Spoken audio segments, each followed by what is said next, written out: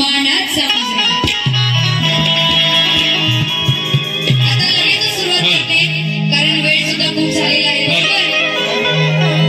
त्याआधी सगळ्यात आधी जगन्नाथ बुवा, तुम्हाला शक्ती तुऱ्याचे काही नियम माहिती आहेत की नाही? मला सांगा. बुवानी बारी बरोबर 2 तास 15 मिनिटे. बुवा एवढा वेळ बारी करतो कोण?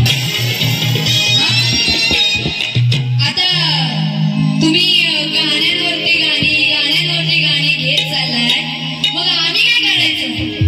तुम्हाला तुमचा आवाज ऐकून ऐकून ऐकून ते बहुतेक रसिक जण उठून गेले. त्याला काय बारी म्हणतात? बुवा काय तुम्हाला माहिती आहे की नाही? पहिल्या बारीत आम्हाला थोडा लेट झाला होता तरी पण आम्ही पटकन ती बारी आवरली का? कारण थंडीचा मोसम आहे आणि सगळ्यांनाच थंडी वाजते. जास्त वेळ कोणी ते थांबू शकत नाही. बुवा तुम्ही पण समजून घ्यायला पाहिजे. तुमची बारी फक्त 1.5 तासाची असते. 2 तास 15 मिनिटे काय गाण्या करताय? काही ते येऊन कीर्तन करताय? ती आपली पेटी घ्यायची की ट्याव ट्याव ट्याव केलं की झालं. माहिती आहे तुम्ही मोठे सुरांचे बादशाह असाल, पण इथे तसं झालं नाही. पण जाऊ द्या, आता या बुवांना अक्कल नाही तर सोडून द्यायचं. बुवांना मला सांगा, दुसरी वारी खदलवायची की नाही? हा प्रतिसाद तुमचा पाहिजे.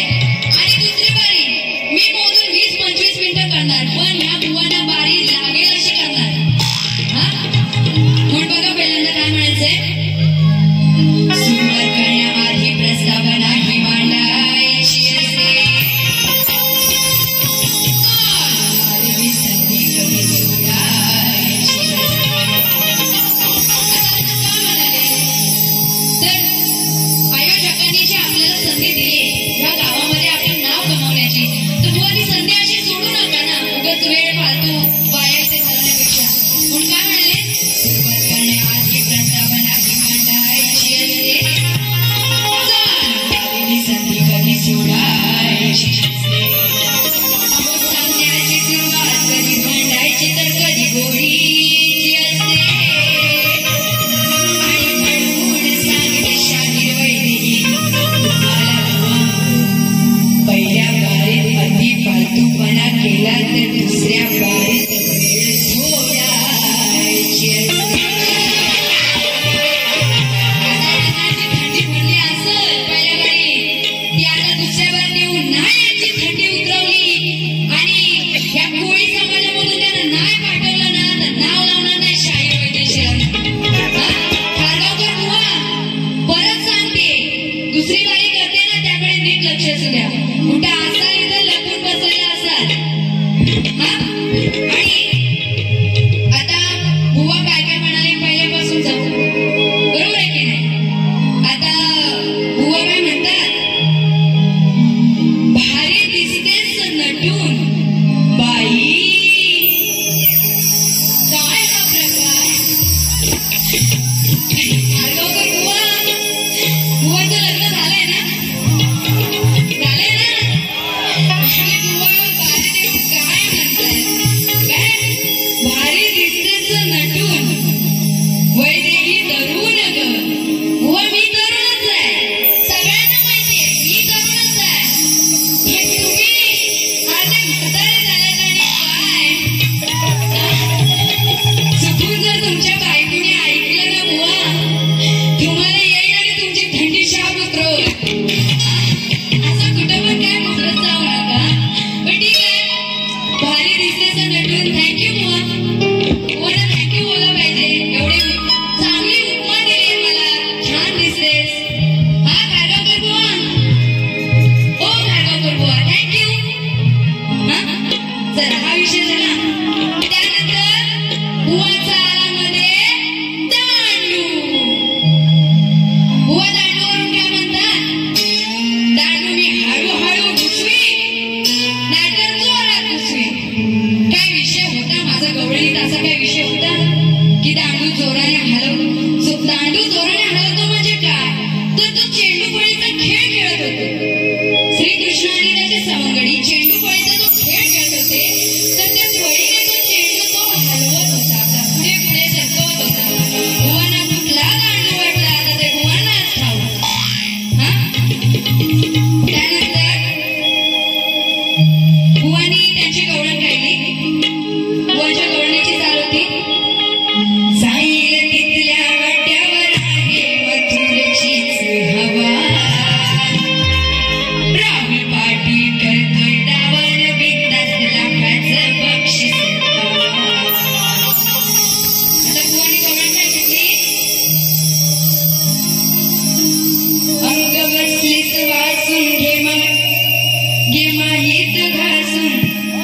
बुवा काय बोलत होते नीट ऐकायला सुद्धा येत नव्हतं, तरी सुद्धा जे ऐकले ते सांगते. लपवते का मांडीत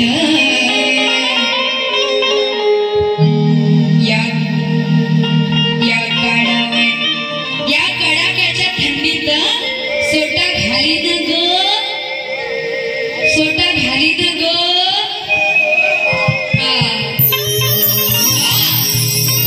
सोटा आता तुमचा तो हंडीत जातोय का आता या थंडीत जातोय, तो आता तुम्ही नीट लक्ष देऊ नये का.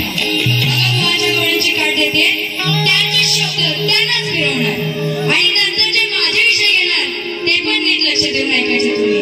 कुणी इथं जायचं नाही, माझी बाळी बघितल्याशिवाय इथं कुणी उठायचं नाही. हा बुवासारखं साडा आता लेक्चर पण येणार नाही, डायरेक्ट सुरुवात करते. ना बसली मी वाजून नाही घेणार घासून. अरे थांबा थांबा जरा बुवांना ऐकू द्या मी काय म्हणते.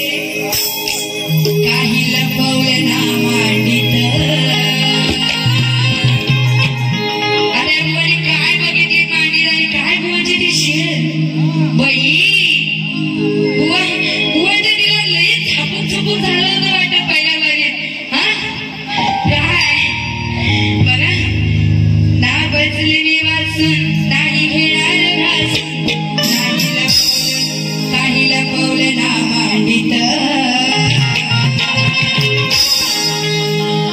आता मी असं खरं तर बोलणार नव्हते, पण बुवांनी विषय घेतलाय तर मला पण काय पाहिजे. आणि बुवांनी शास्त्र पटवून सुद्धा दिलेलं नाही काय बोलत ते. पण काय म्हणायचंय, भर कडाक्याच्या थंडीत, भर कडाक्याच्या थंडीत तू घाल जा घरच्या हंडीत. भर कडाक्याच्या थंडीत तू घाल जा घरच्या हंडीत.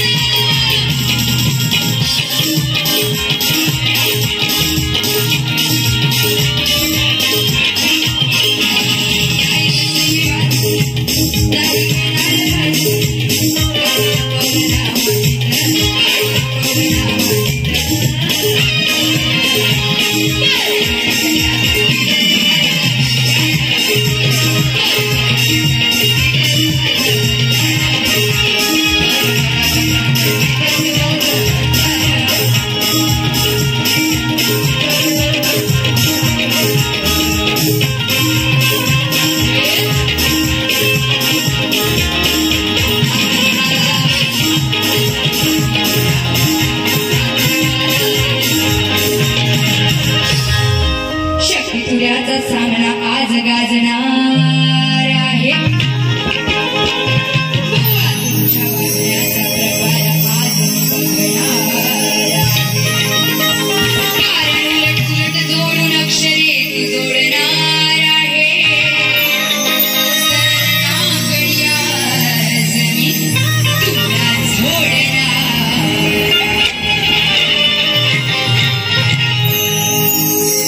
आता इथे सगळा कोळी समाज आहे, बरोबर बरोबर ना.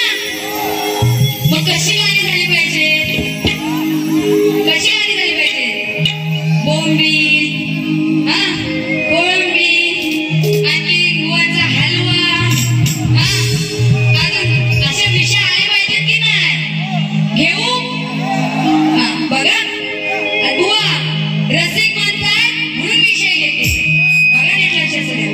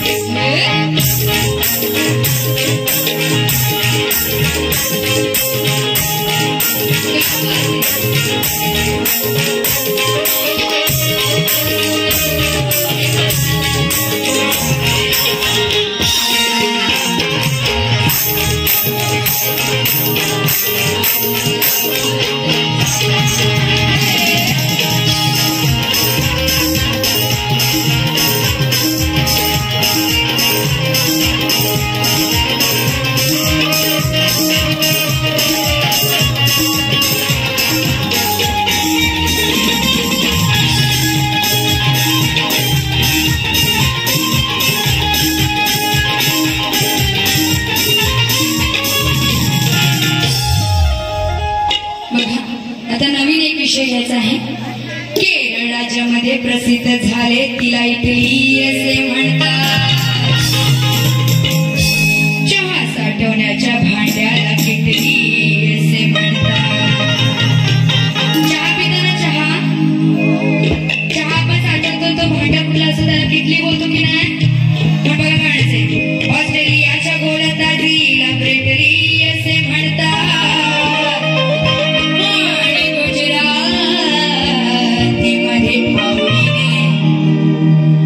गुजरातीमध्ये आवडीने शेंडीला बुवा चोटली असे म्हणतात.